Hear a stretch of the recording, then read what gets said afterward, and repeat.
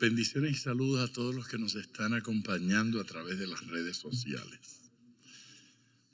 Gran gozo tenerles con nosotros participando en el día de hoy.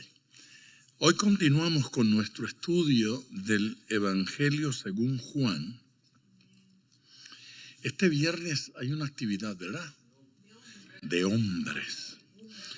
Los hombres digan amén. Dijeron amén.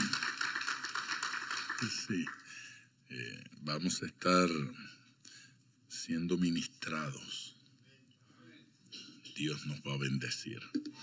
Así que no falte ningún hombre. 8 a las 8, aquí en Capilla. Amén. Muy bien, nosotros vimos los primeros 5 versículos del capítulo 17 de el Evangelio según Juan, ¿cierto? Así es que vamos a continuar partiendo del versículo número 6. Sin embargo, quiero leerlos todos. Estas cosas habló Jesús y levantando los ojos al cielo dijo: Padre, la hora ha llegado, glorifica a tu Hijo, para que también tu Hijo te glorifique a ti. Como le has dado potestad sobre toda carne, para que dé vida eterna a todos los que le diste. Y esta es la vida eterna, que te conozcan a ti, el único Dios verdadero, y a Jesucristo, a quien has enviado. Yo te he glorificado en la tierra, he acabado la obra que me diste que hiciese. Ahora pues, Padre, glorifícame tú al lado tuyo con aquella gloria que tuve antes que el mundo fuese. Vamos a continuar nuestro proceso de estudio. Después de orar por sí mismo, entonces ahora, a partir de el versículo número 6, Jesús va a hacer una oración diferente. Jesús va a hacer una oración completamente distinta.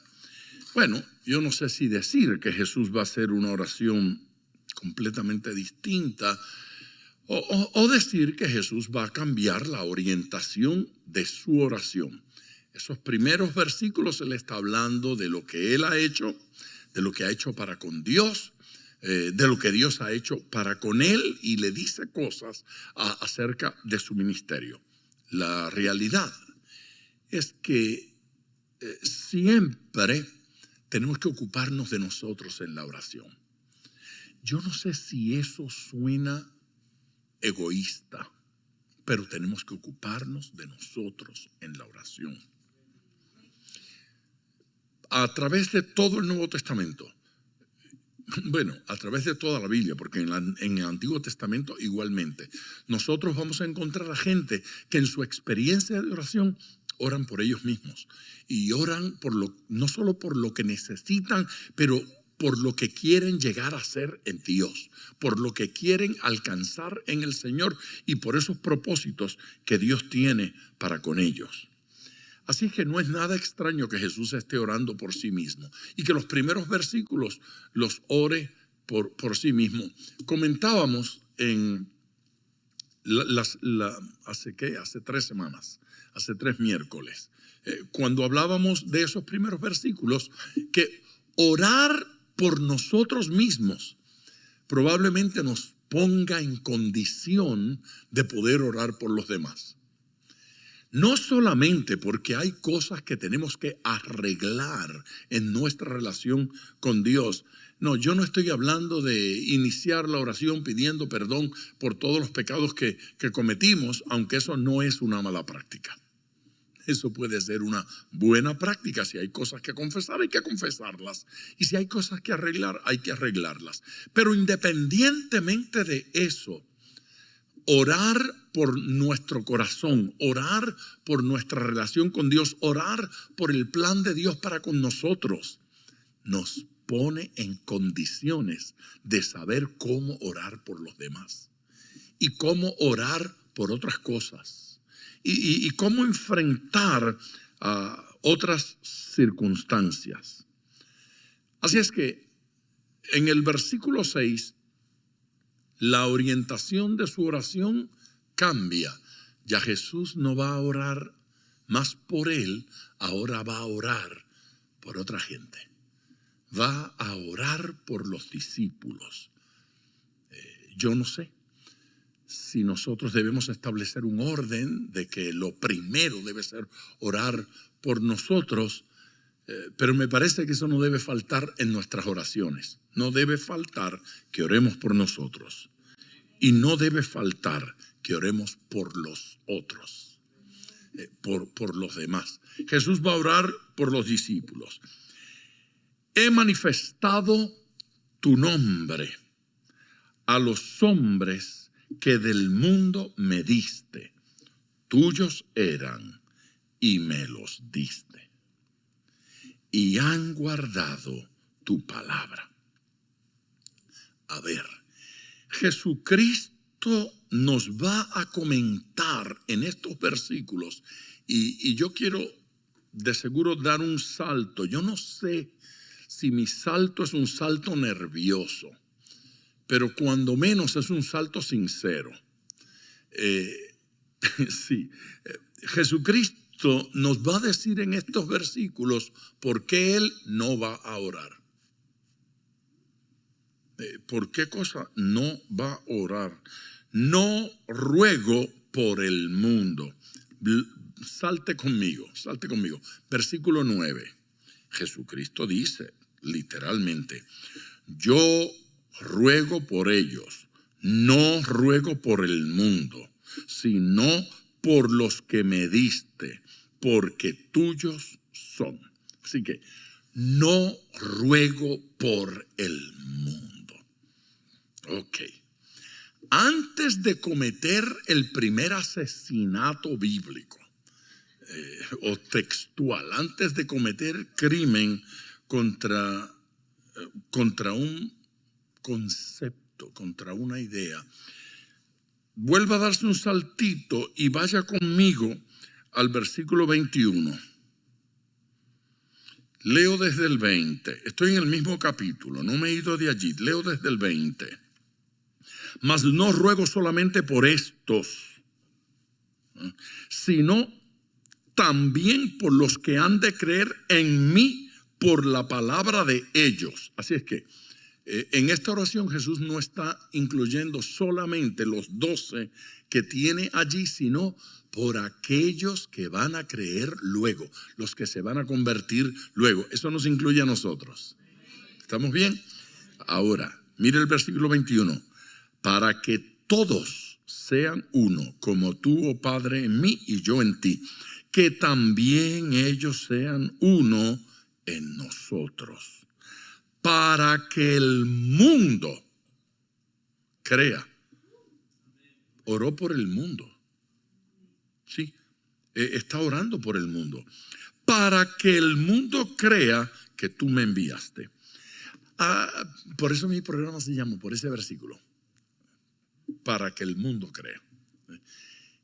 Y me gusta cerrar mis cartas diciendo hasta que el mundo crea. Vamos a estar trabajando hasta que crea. Un pastor me llamó hace un tiempo y me dijo: el mundo no va a creer. Y yo digo: pues no importa. A mí no me preocupa si cree o no cree, ese no es el tema. Dios me mandó a predicar para que ellos crean, a amarnos para que ellos crean, a servirnos y a trabajar para Cristo para que el mundo crea. Sí, pero eso nunca va a suceder. Mire, Jesús lo pidió. Jesús pidió que el mundo crea, para que el mundo crea. Así que vamos a tener conducta para que el mundo crea. Si lo hacen o no lo hacen, eso yo no lo puedo resolver. Yo puedo resolver mi parte, la de predicar. Yo puedo resolver mi parte, la de orar.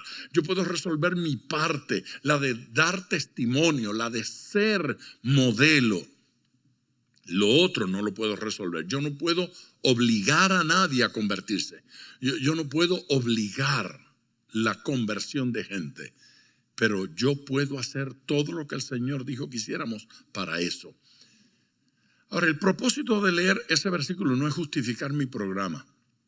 El propósito de leer ese versículo es preguntarme o preguntarnos si el mundo del que está hablando en el versículo 21 es el mismo mundo del que está hablando anteriormente. Porque si lo que estamos leyendo en el versículo 9 es lo mismo del versículo 21, entonces hay una contradicción. Por un lado, el Señor dice, no oren por el mundo, no oro por el mundo, no oremos por el mundo. Y luego está orando por el mundo, orando para que el mundo crea. En el Nuevo Testamento nosotros vamos a ver el uso de la palabra mundo de múltiples formas, de múltiples maneras. Hay momentos en que la palabra mundo se refiere al globo terráqueo. Decimos, este mundo, 75% agua. Eso no está hablando de los seres humanos. Está hablando del globo terráqueo. Este globo se llama mundo. Así que mundo lo utilizamos para eso. Pero ha visto como nosotros, por ejemplo, decimos todo el mundo. ¿Qué significa todo el mundo? No. Cuando usted dice todo el mundo, no se refiere al mundo entero, ni se refiere a la humanidad. A menudo decimos todo el mundo para referirnos simplemente a ese universo de un grupo de personas de la cual estamos hablando. Oiga, ¿quiénes lo saben en la iglesia? Todo el mundo. ¿Qué mundo es ese? El mundo de Capilla del Rey. ¿No es cierto? Usted se lo dijo a su hermano, a todo el mundo, se lo dije a todo el mundo, se lo dijo a toda la clase, se lo dijo a toda la escuela, se lo dijo a toda la iglesia. Y ese es el mundo, ese es ese universo que escojo para hablar de él. Ese es el mundo del que estoy hablando en ese momento. En el Nuevo Testamento usted va a encontrar identificado como mundo la parte de la humanidad no convertida. El mundo, ese mundo, los inconversos. Pero también llama mundo muchas veces, el apóstol Pablo principalmente, llama mundo al sistema mundano, al sistema del mundo, el sistema mundanal, creencias, gobiernos, sistemas, enemigos de la iglesia, enemigos de la verdad, enemigos de Dios, que operan carnal y diabólicamente un sistema influenciado por el diablo, dominado por el pecado, y a ese sistema lo llaman mundo.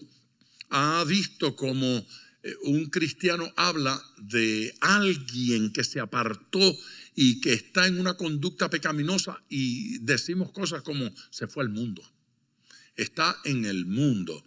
Lo que estamos diciendo, esa persona abandonó el gobierno del reino y se fue a participar del gobierno de este mundo, de ese sistema pecaminoso. Esa persona está en una conducta de pecado y decimos que está en el mundo. Y lo que estamos expresando es, está bajo el dominio, bajo el gobierno del mundo.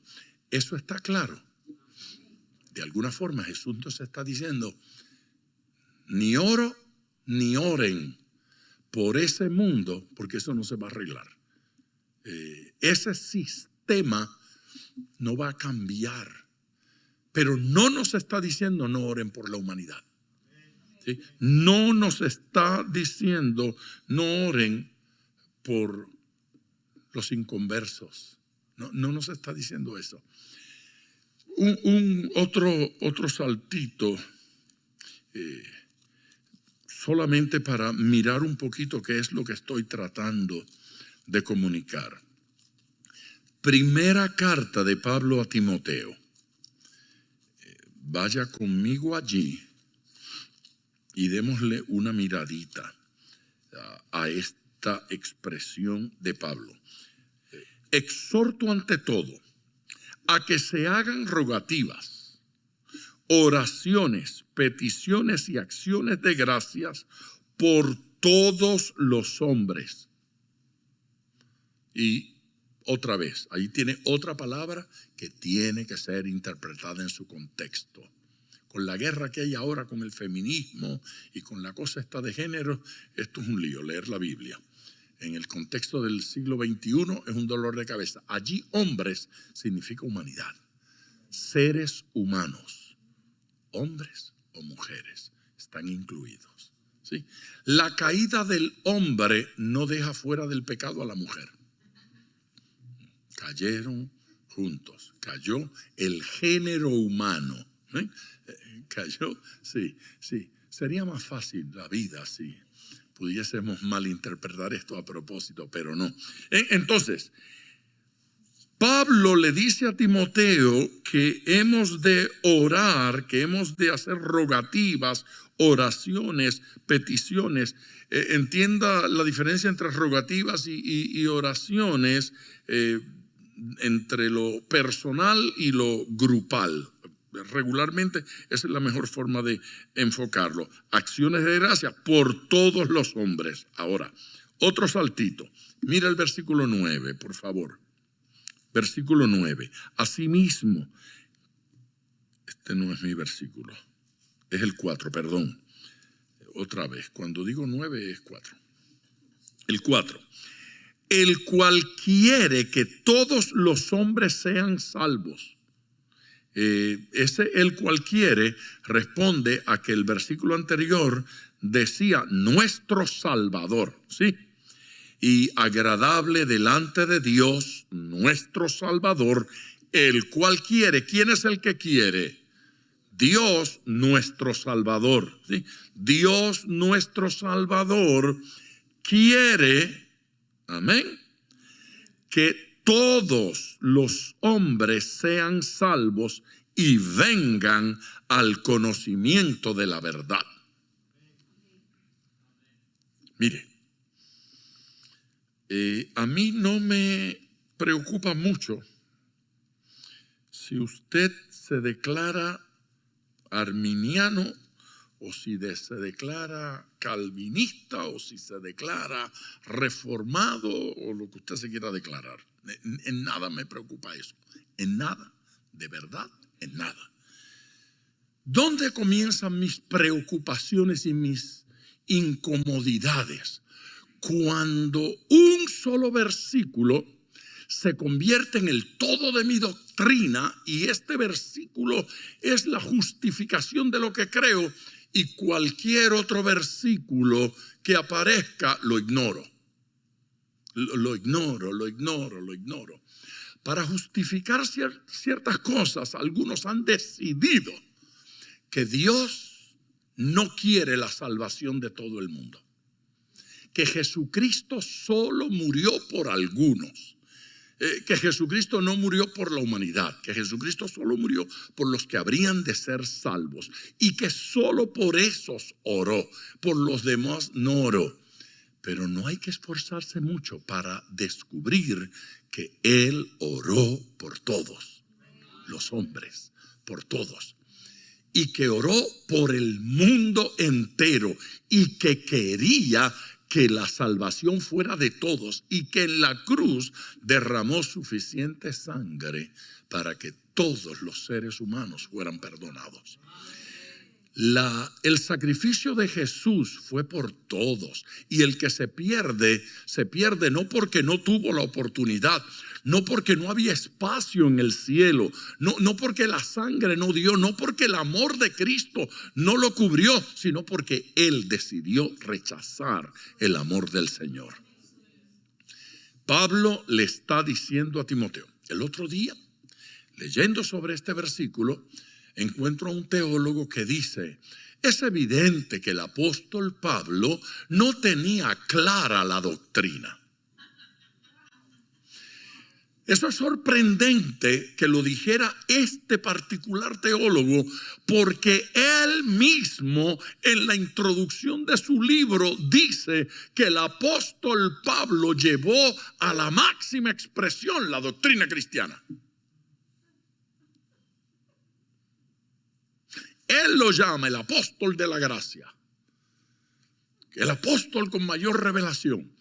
Si es verdad o no es verdad, eso no es lo importante. Lo importante es que son capaces de decir por un lado una cosa y luego contradecirse salvajemente en otro capítulo del mismo libro.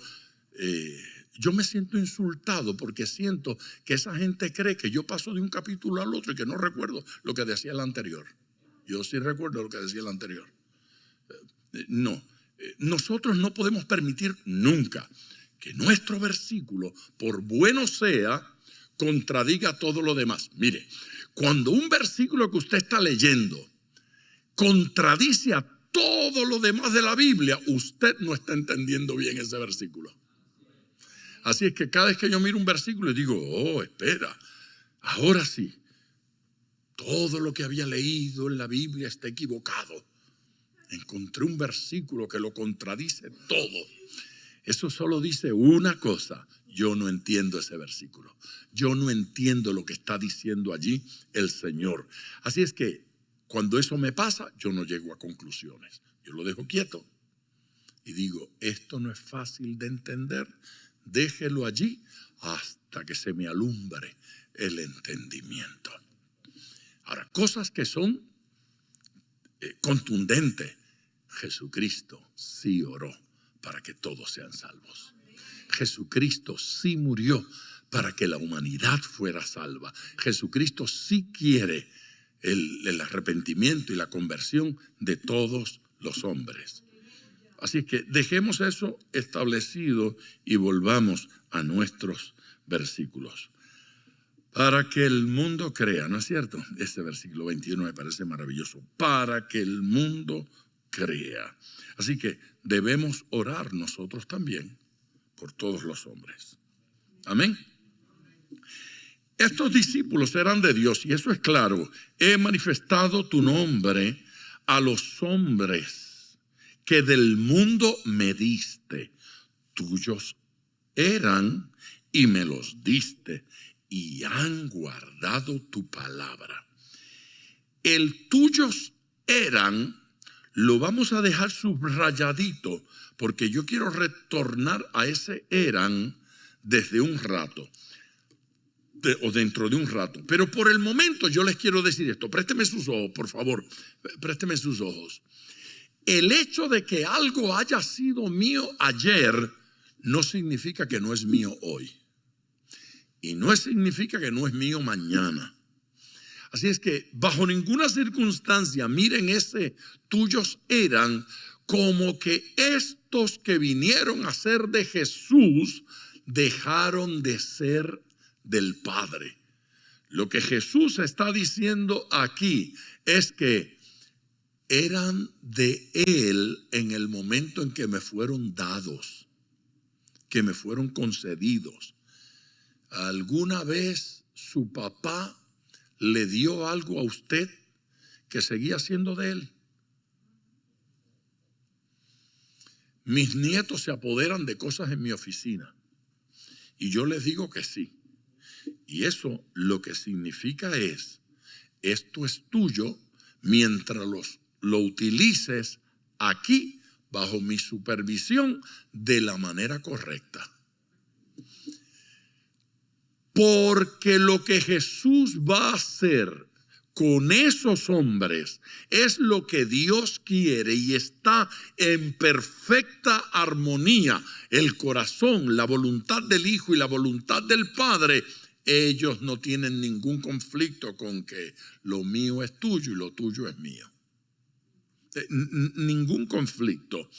Ese conflicto solo ocurre cuando bajamos acá a la tierra y usted tiene que dejar de ser bautista para ser pentecostal, o dejar de ser pentecostal para ser presbiteriano, dejar de ser presbiteriano. Entonces, eso no tiene ningún sentido en el reino de Dios, porque en el reino de Dios los hijos de Dios no tienen apellido a no ser el de Cristo. ¿Sí? Son míos, son de mi Padre, son míos. No hay ningún problema en la Biblia con eso. Volvamos al versículo.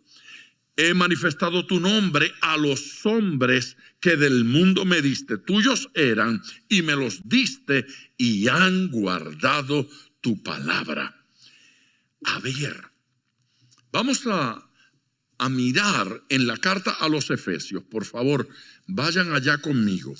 Efesios capítulo 4. Y hoy este versículo lo vamos a mirar más de una vez. Capítulo 4 y versículo número 11. Usted se dio cuenta en este verso que acabamos de leer, el 6, que los discípulos, estos son los que eran llamados apóstoles. Jesucristo está diciendo, antes de que me los dieras, eran tuyos. Ese dieran es antes de lo que me los entregaras como discípulos. ¿Sí? Antes de que me los entregaras como discípulos, antes de que los pusieras bajo mi cuidado aquí en la tierra, ya eran tuyos.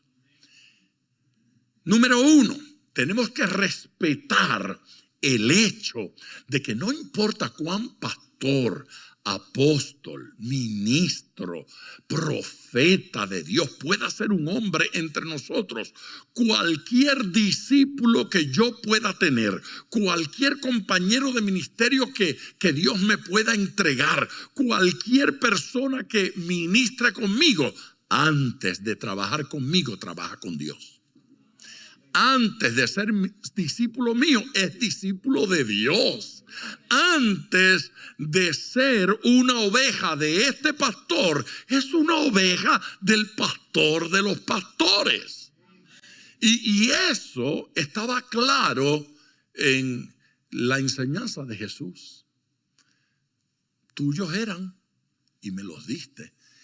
Tú decidiste que fueran mis discípulos. Tú determinaste eso. De otra manera, eso no hubiese ocurrido.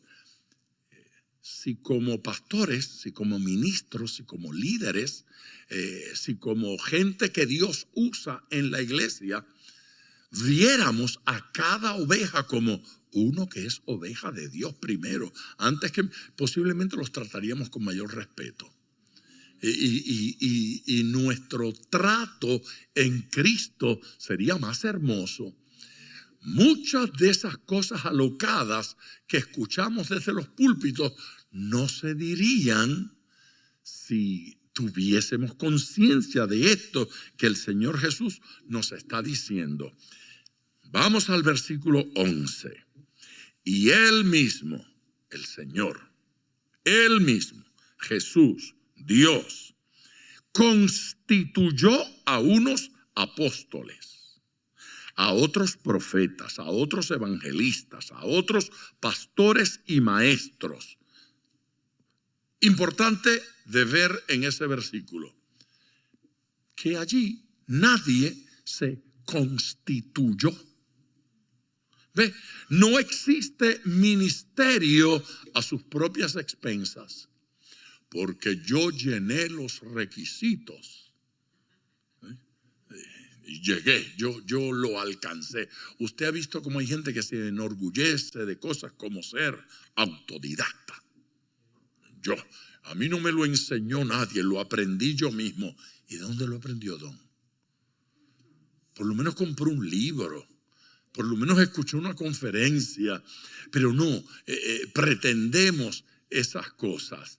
Pablo dice, Él constituyó. Eso significa que nosotros tenemos un tipo de apóstol, un tipo de profeta, un tipo de evangelista, un tipo de pastor y un tipo de ministro. Solo un tipo, los que Dios constituyó. Si Dios no lo constituye, no importa cuántas religiones lo constituyeron. Yo disfruté muchísimo ver las respuestas de un amigo, ya partió, está con el Señor, a cosas que le decían ciertas personas. Una vez en su programa de televisión llegaron unos hermanos con un diploma gigantesco y le dijeron, entre otras cosas, que Dios les había dicho a ellos que él era un general de Dios. El Señor nos dijo que usted es un general de los ejércitos de Dios. Y él los miró y dijo, gloria a Dios. Y entonces sacaron aquel cartel, porque aquello no era un diploma, era un cartel, cosa inmensa. Y ahí estaba, José Joaquín Gille Ávila, apóstol de Jesucristo. Y Gille miró aquello así. Y entonces ellos se lo entregaron y oraron por él, lo declararon apóstol. Y Gille dijo, cito casi textualmente, yo respeto mucho a estos hermanos y si Dios le ha dicho algo de mí, pues gloria a Dios. Pero cuando me habla a mí, lo único que me dice es, mira, siervo inútil, ven para acá. Mira, siervo inútil, ve a hacer esto. Yo miraba ese drama. Jesucristo. Nos falta mucho por aprender. ¿Sí? Aquí no hay ministerios de esto, a no ser que sean constituidos por Dios. Si no es pastor constituido por Dios, de nada sirve que le echen aceite. De nada sirve. Lo pueden bañar con aceite. Y no importa cuántos diplomas tenga, constituidos por Dios. Y esos ministros existen en la iglesia con un propósito, una razón de ser. Y allí lo dice claro, a fin de, ¿no es cierto? Versículo 12, a fin de perfeccionar a los santos. ¿Para qué existen los apóstoles, los profetas, los evangelistas, los pastores y los maestros? Con el propósito de perfeccionar a los santos. Perfeccionar a los hermanos es el propósito. Perfeccionarlo, lograr que usted sea perfecto. ¿Para qué? Para la obra del ministerio. Pregunta, ¿quién ejerce ministerio según ese versículo? Los santos, no los constituidos. Los constituidos perfeccionan a los santos para la obra del ministerio. ¿Quiénes ejercen el ministerio? Entonces, el ejercicio de ministerio no es el de los pastores, ni de los evangelistas, ni de los profetas, ni de los apóstoles, ni de los maestros. Ellos existen como el profesor en la universidad, ¿no es cierto? Sí, como el coach que adiestra, entrena a un equipo.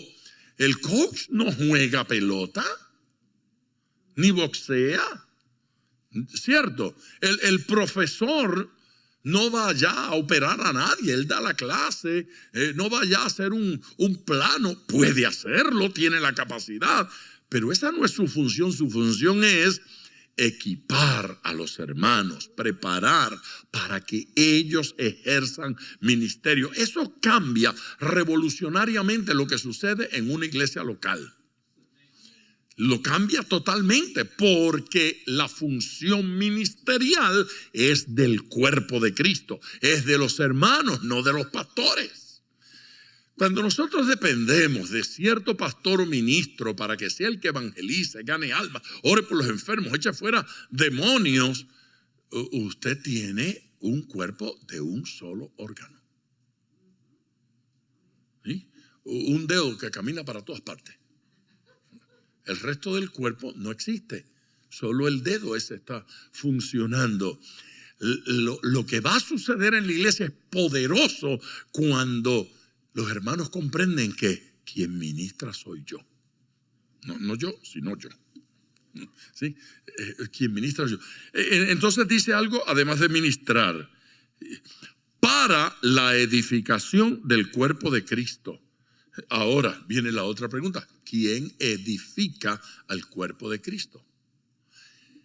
Perfeccionar a los santos es un tema. La edificación del cuerpo de Cristo es otro tema.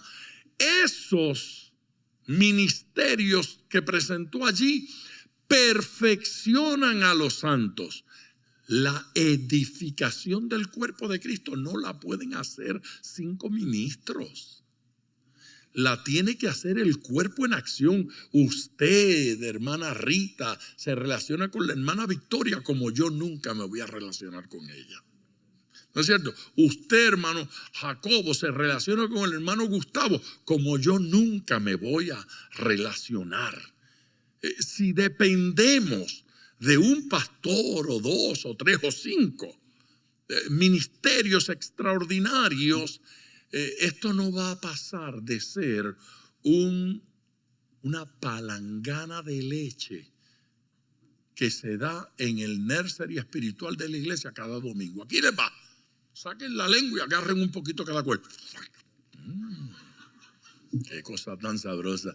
Pero no se puede ir más allá, porque para ir más allá yo debo tener una relación personal con Albert para estar conversando con él, que él vea cosas en mí y que yo vea cosas en él y yo le pueda ministrar y él pueda conversar. Y para que él sea edificado, él tiene que ser atendido.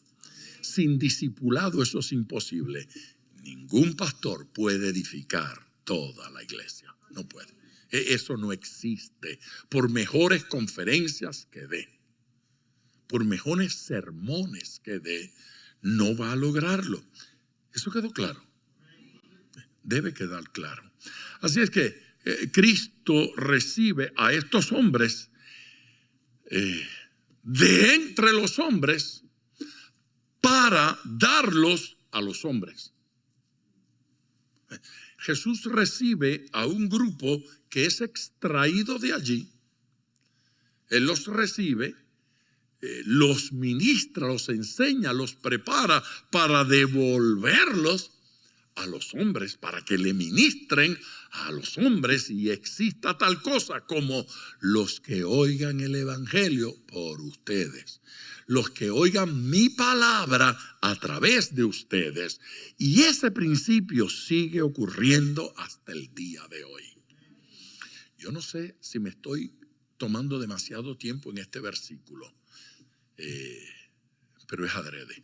Mire, vaya conmigo a la carta a los hebreos, porque a mí me parece que estos son principios tan importantes que nosotros, mire, ustedes, los que vienen aquí los miércoles, es la gente con la que yo cuento en la iglesia.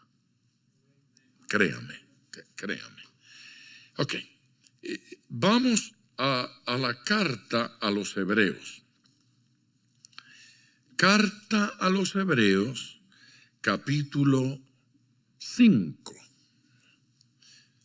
También vamos a mirar 2 o 3 versículos,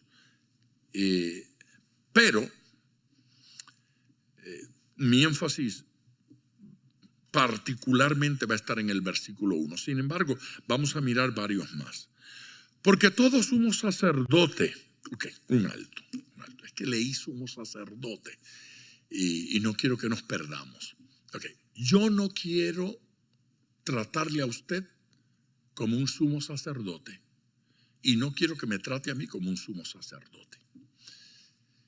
Pero nosotros creemos en el sacerdocio universal de la iglesia, que todo hijo de Dios es un príncipe, es un ministro, es un sacerdote, es un instrumento de Dios.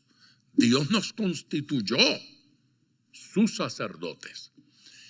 Este pasaje está hablando del sumo sacerdote.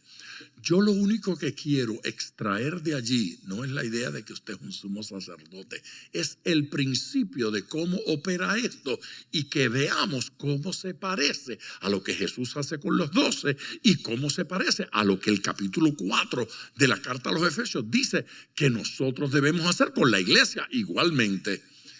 Cuestión de principio, no es asunto de título. ¿Eso está claro? Parece que no, pero de todos modos allá vamos. Porque todo sumo sacerdote tomado de entre los hombres. ¿Usted vio de dónde fue tomado? de donde mismo dice que fueron tomados los discípulos de Jesús y de donde mismo dice que hemos de tomarlos los que ministramos hoy, no es de otro lado. En una palabra, no hay ningún ministro entre nosotros que sea una cosa así como un arcángel.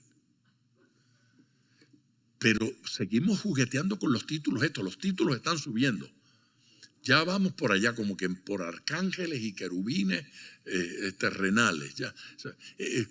Es curioso, pero dentro del catolicismo eso es una locura de títulos y obispos y arzobispos y tataraobispos y hasta papa. Es una cosa que da vergüenza. Pero los evangélicos andamos por la misma. Sí, hemos estado escalando y ya tenemos unos arcángeles. Ok. Aquí dice que son tomados de entre los hombres. Dice, tomado de entre los hombres es constituido. ¿Sí? ¿Qué era lo que decía en Efesios 4 que eran estos 5 ministerios? ¿Dios qué? Dios los constituyó. Así es que uno sacado de entre los hombres es constituido por Dios sumo sacerdote. Uno sacado de entre los hombres es constituido por Dios apóstol. ¿Es porque Él es gran cosa? ¿O porque Dios es gran cosa? Oh, es Dios el que es la gran cosa. Amén. Así que los títulos no nos hacen gran cosa. Él es la gran cosa. Constituido. Es constituido, pero ese constituido no es como se constituye un príncipe. Usted ha visto cuando una persona ahora es príncipe porque tiene sangre real y es nieta de no sé quién y ahora es una duquesa, una princesa. En España no son princesas, ¿verdad? Son que me olvido el nombre. Sí, es otra cosa ahí. Primo de la princesa. ¿Cómo? Infantes. Sí, infantas. Entonces, pero bueno, es la misma, este es el mismo tema. Y un día lo encuentran por ahí en un basurero y le hacen la prueba de ADN y es hija de no sé quién y quedó resuelto su vida por la eternidad. Princesa y es millonaria y es dueña de la mitad del país. Porque ese título de nobleza es a favor suyo. Pero no es el ministerio así. Aquí dice que fueron constituidos, pero dice claramente, tomado de entre los hombres es constituido a favor de los hombres en lo que a Dios se refiere. En lo que respecta a la cosa divina, somos constituidos a favor de la gente. Y eso me coloca en una posición de que servirle a Dios es servir a los hombres. Amén. Trabajar para Dios es edificar a los seres humanos, es bendecir a la iglesia. Si no entendemos eso, entonces vamos a entrar por esas puertas como la primadona. Con 9 que me rodeen y que no me toquen, que se me va la unción, que el niño no es malo. ¿Me estoy burlando? Yo creo que sí. Yo creo que sí. Sí. Pero no es pecado. Porque eso es una enfermedad psicológica de los que lo miran. Porque que el idiota esté loco, eso, pero que los otros, mire, o sea, que por ahí entre un loco creyéndose ángel, lo entiendo. Yo digo, bueno, pobrecito, se fue en un viaje. Pero que la gente comience, ay, el ángel, entró el ángel. No, ahí sí que yo digo, están todos locos, dementes, tienen que, no los hospitalicen, arréstenlos. Hay que arrestarlos. No, o sea, que un individuo le dé con que es que me ha sido revelado que en la tierra yo soy Jesucristo, hombre. Pues yo digo, no, el tipo está comiéndole el mandado a toda esta gente y le va a sacar el billete. Ese no es un loco, eso es un listo, ¿sí? No, los locos son los anormales que comienzan a decirle, sí, Jesucristo, sí, tú eres. Entonces yo digo, no, que está loco, está loco. Merecen ir presos, todos arrestados y presos. Eso quedó bastante claro, bastante claro, bastante claro. Dice, a favor, ¿sí? A favor de los hombres. En lo que a Dios se refiere. Para que presente ofrendas y sacrificios por los pecados. Esa es la función en el Antiguo Testamento del sacerdote, del sumo sacerdote. Oiga, para que se muestre paciente con los ignorantes. No puede haber pastor, no puede haber apóstol, no puede haber evangelista, no puede haber maestro, no puede haber ministro que no entienda esto, para que se muestre. Dios lo constituyó ministro para que se muestre paciente con los ignorantes. Que como decía el tío aquel de otro país, es a la única gente que temo, a los ignorantes, porque son tantos. Pueden ganar cualquier guerra. Entonces ahí dice que si usted va a ejercer ministerio, necesita paciencia para con los ignorantes. Eso es una declaración bíblica a favor de los ignorantes en la iglesia, porque la iglesia está llena de ignorantes. Pastor, no diga eso, que no diga eso. Pero si la Biblia dice que el que anda en camino de santidad, por torpe que sea, no se perderá. O sea, el Señor hizo provisión para que aunque seamos medio torpes, todavía vayamos al cielo. Amén. Yo creo que nos conviene decir amén a eso, porque es una cosa como que es un versículo que me lo escribieron para mí. Para los ignorantes y extraviados, pero esto no terminó. Déjeme leer un poquito más. Puesto que él también está rodeado de debilidad, se refiere al sumo sacerdote. Mira, le dice ahí Dios al pastor, paciencia con los ignorantes y extraviados, que tú también estás rodeado de debilidad. Se le acabó la aureola, pero eso fue una cosa que se cayó. O sea, ¿la sintieron cuando cayó? Sí, era de cristal. Se le cayó la aureola. O sea, toda la cosa esa de que no me toques, y que una voz fuerte, oye, paciencia. Es una palabra casi en lengua. Paciencia, socotroco, que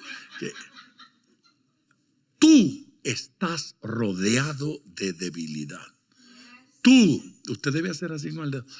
Tú estás rodeado de debilidad. Pero eso es rodeado, eso es como que débil por todas partes. Sí, no es cierto. Eso es para que no se le suba el sacerdocio al líder, al ministro. Diga amén. Y por causa de ella, o sea, ella es, ¿qué? Debilidad. Dios mío, si esto es debilidad. Por causa de ella, por causa de la debilidad, debe ofrecer por los pecados, tanto por sí mismo como también por el pueblo. Le está diciendo, tú necesitas tanto de mí como ellos. Tú necesitas tanto de mi fuerza como el pueblo. No te eleves mucho. ¿Sí?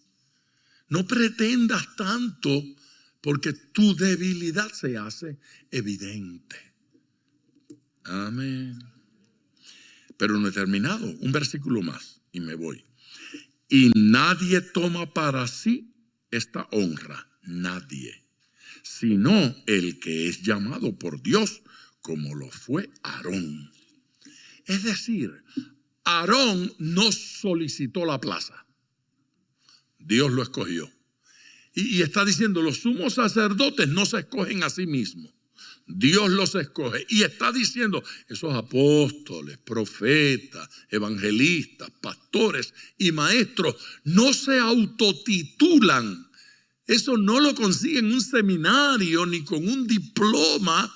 Es Dios el que constituye. No, pero a mí me ungieron en tal sitio. No, es Dios el que constituye. Se da cuenta que alguna gente se va de ciertas congregaciones a otro lado para hacerse pastor. Sí, hay un texto bíblico no bíblico que lo escribieron en mi barrio que dice que caballo malo se ven de lejos. Ok, no lo voy a explicar. Es una cosa así que todo el mundo debe entender. Así es que ese pasaje dice, tomado de entre los hombres. Dice, constituido a favor de los hombres. Dice, paciente con los ignorantes y extraviados. Dice, rodeado de debilidad. Dice, por causa de ella, de la debilidad, ofrece sacrificio por sí mismo y luego por lo de los demás. O sea, arréglate tú para que puedas arreglar a otro. Y finalmente dice, el que es llamado por Dios. Solo Dios llama, solo Dios constituye, solo Dios. Mira el versículo 7. Ahora han conocido que todas las cosas que me has dado proceden de ti. Ahora han conocido esto, los discípulos, que todas las cosas que me has dado proceden de ti. Eso es una frase fuerte que comunica en el original, proceden enteramente. Es un sobreénfasis. Todas las cosas proceden enteramente de ti. Ni se hacen discípulos, ni se hacen apóstoles, ni se hacen ministros, ni se equipan a ellos mismos, ni existen los autodidactas. Él prepara sus ministros y sus siervos. Y usted tiene tarea en este proceso de edificación. Amén. Así es que lo que nos está diciendo es que Dios le entregó los hombres a Jesús para que los redimiera. Jesús los redimió desde la cruz y se los devuelve al Padre redimidos. Sí, son tuyos, Padre. Mi tarea fue redimir a los tuyos, redimir a los escogidos, redimir a los llamados, redimir a aquellos que con corazón dispuesto aceptaron, creyeron. Porque las palabras que me diste les he dado. Cambió el enfoque, ¿verdad? Primero Dios le estaba dando hombres y él redimiéndoselo. Ahora dice, porque las palabras que me diste les he dado y ellos las recibieron. Se dio cuenta que esto no funciona de un solo lado. No es lo que Dios hizo solamente. Siempre, mírelo en la Biblia. Dios hace algo, nosotros hacemos algo. Dios dio la palabra, ellos las recibieron. Las palabras que tú me diste, yo se las di y ellos las recibieron. Y han conocido verdaderamente que salí de ti y han creído que tú me enviaste. Ellos han creído, ellos han conocido, ellos han recibido. Tú me diste las palabras, yo se las di. Ahora, recuerda que Jesús va a orar después, eso va a ser la semana que viene. Jesús va a orar para que los que crean en la palabra que yo he dado a través de ellos. Así es que yo recibí tu palabra, dice Jesús, se las pasé a ellos, ellos las han recibido, las han creído y han creído que yo vine de ti. Allí no lo dice, pero luego nos va a decir lo que ellos hicieron con esa palabra. ¿Qué es un discípulo? Un discípulo no es solo uno que recibe la palabra, la aprende, la conoce. Es uno que la comparte. Es uno que la pasa a otros. Todo lo que Dios me da es para darlo. No es para sentirme grande, no es para sentirme importante, no es para proyectarme como conocedor. Es para darla, es para compartirla.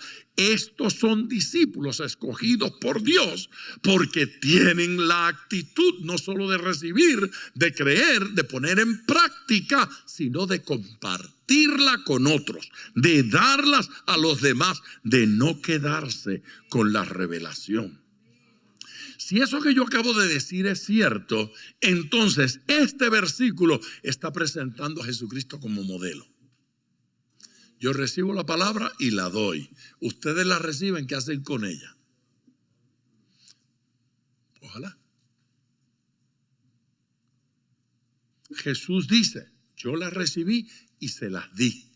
Y por eso es que ustedes están conociendo, entendiendo y siendo útiles. No, la pregunta no es si lo que yo oigo en el culto sale por mi boca, es si lo recibo, si lo vivo, si esa palabra me transforma y si yo me convierto en un instrumento para que otros también la reciban de mí. Todo hijo de Dios tiene que convertirse en un instrumento que ministre a alguien. A alguien. A alguien tengo que estar discipulando. Oír fielmente a Dios implica que mi vida cambie.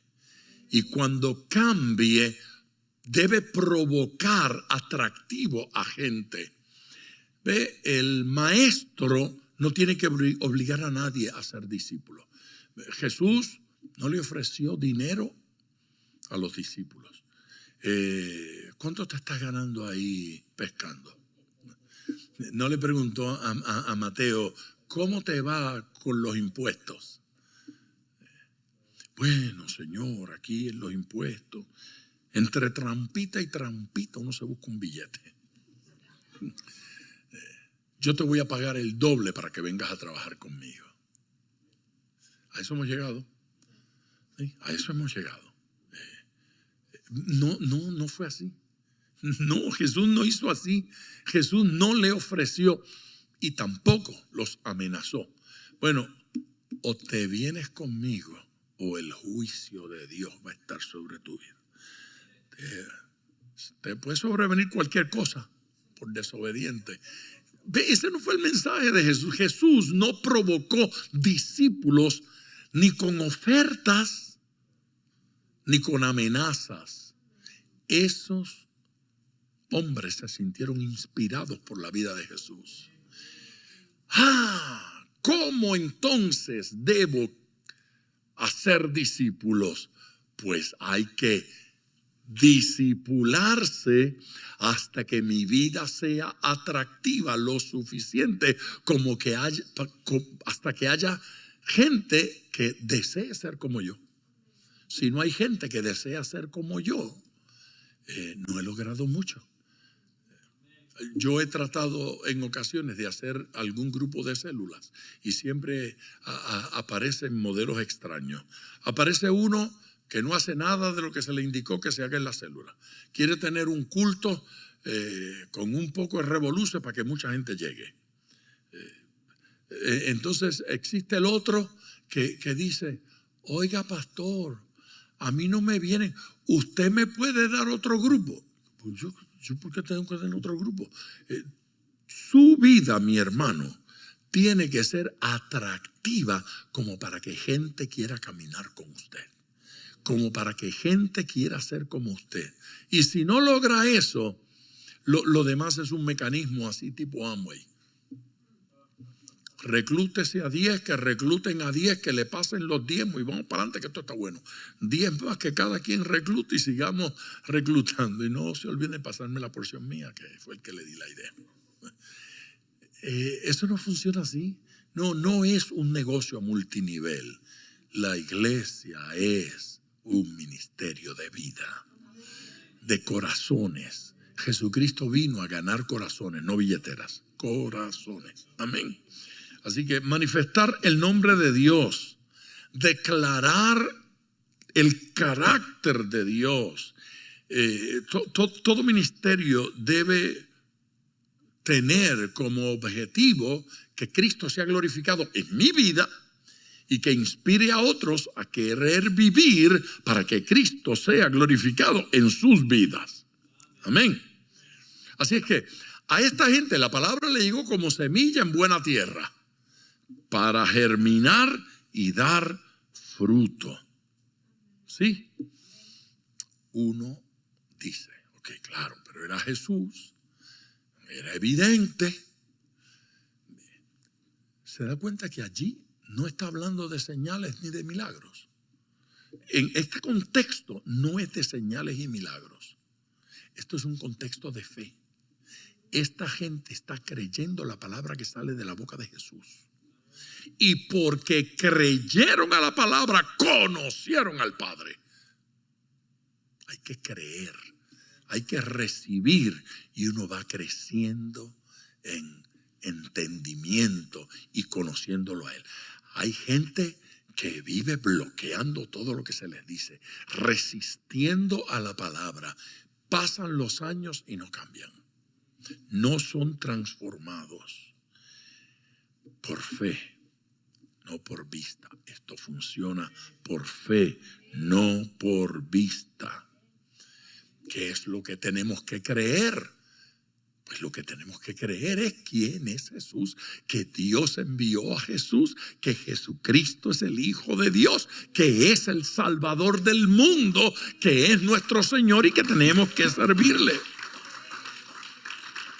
Fue enviado por el Padre, no hay que creer nada más. Yo ruego por ellos. No ruego por el mundo, pero ya yo expliqué eso. Sino por los que me diste, porque tuyos son. Mire, usted va a saber cuando realmente tiene un hijo espiritual, porque usted no puede dejar de orar por ellos. No puede. Usted tiene días que no ora por sus hijos. Yo no tengo días que no oro por mis hijos. Yo tengo 3.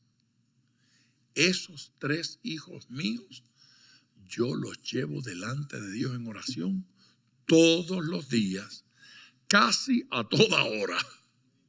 ¿Sí? Todo me hace recordar a alguno de ellos. Y por ahí va la bendición. Yo tengo 6 nietos. Nadie me ha tenido que decir nunca que ore por mis nietos. No lo tienen que decir. Orar por mis hijos me viene natural. Orar por los nietos me viene natural. Yo soy pastor de una iglesia, no de 2 ni de 3, de una. Usted sabe dónde se reúnen, ¿verdad? Nadie me tiene que decir que ore por mi iglesia. Nadie me tiene que decir que ore por mis hijos espirituales. Nadie me tiene que decir que me prepare. Oiga, prepárese que el miércoles hay estudio bíblico. Nadie me manda textos para recordarme el estudio bíblico. Me viene natural. ¿Sí? Domingo, yo llego preparado. Yo paso el tiempo orando y pidiéndole a Dios que me dé una palabra para compartirla. Y es curioso. Ya el lunes en la mañana, cuando yo despierto, al bajarme de la cama, qué curioso. Es tan común que yo le esté diciendo a Dios el lunes, Señor, la palabra del miércoles y la palabra del domingo.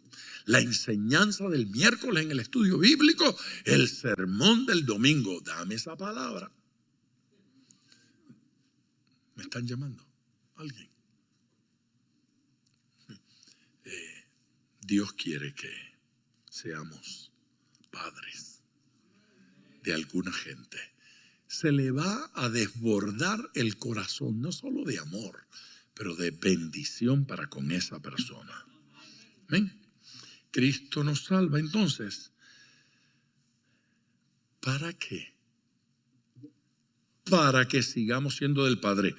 Yo ruego por ellos, no ruego por el mundo, sino por los que me diste, porque tuyos son. Yo le dije que yo iba a retomar aquello de tuyos eran. Pues era para llegar aquí y decirle, esto no ha cambiado. Jesús está diciendo, no ruego por el mundo, sino por los que me diste, y aclara, porque tuyos son. El trabajo con un discípulo no es porque es mi discípulo, es porque es del Señor. El trabajo con una iglesia no es porque es mi iglesia, es porque es del Señor, es porque son hijos de Dios. Nuestra relación tiene que ser así, porque si no, el maestro va a lucir como un fakir de esos de la India, alguna cosa de esa rara, que la gente llega y sí, un gurú, una cosa extraña de esa. Esto no funciona así.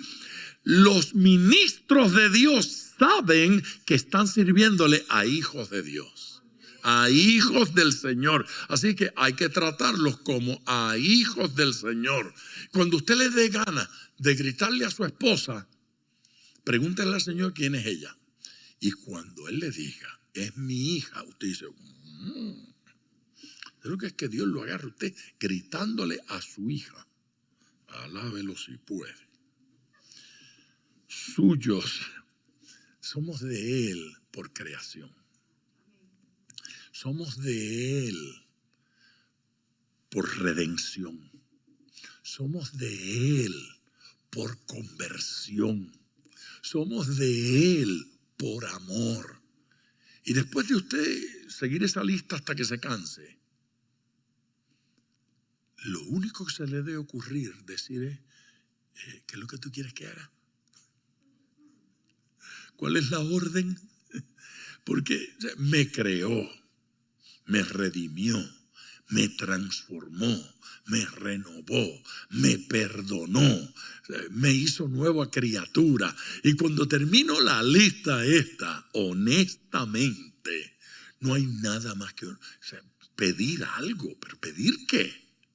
¿Qué puede pedir uno que no esté incluido en todo lo que Cristo hizo por mí?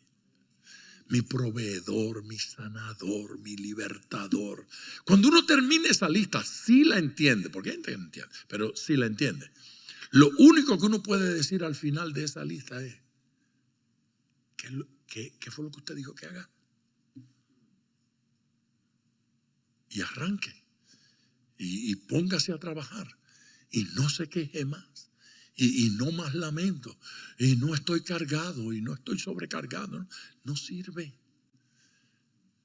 Cuando uno entiende la ilustración de Jesús en cuanto al siervo, y dice que el esclavo trabaja todo el día en la finca y llega a la casa y no le dice al amo, oye, estoy cansado, voy a dormir un rato. No le dice eso. Lo que le dice es, ¿qué necesita que le haga? Ahora que me lave bien, voy a cocinarle lo que usted quiere. Le voy a preparar la cama para que se acueste temprano. Y su lamparita. El esclavo no llega a la casa para que el amo lo atienda. Y Jesús utiliza esa imagen para decirnos. Y después de mucho trabajar, diga la verdad. Soy un siervo inútil. Porque lo que tenía que hacer, eso hice.